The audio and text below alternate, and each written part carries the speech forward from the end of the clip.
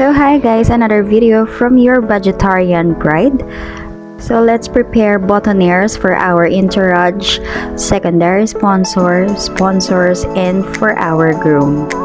I used 3 colors for the oat dried flowers and then the dried flowers. Actually, yung flower niya mismo, hindi siya mukhang dried flowers. It's just like a wooden flower. Madali lang siyang gawin. All you need is glue stick, yarn na depende sa team ninyo para at least maganda yung color combination. I use brown oat para dun sa mga male and then the white oat dried flower para sa mga female. And then para dun naman sa flower mismo, yung sunflower is para sa female and then the plain is para naman sa mga male.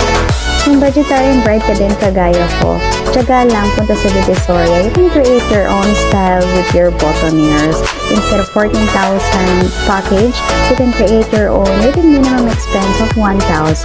Marami pa tayong video for DIYs. Keep on watching!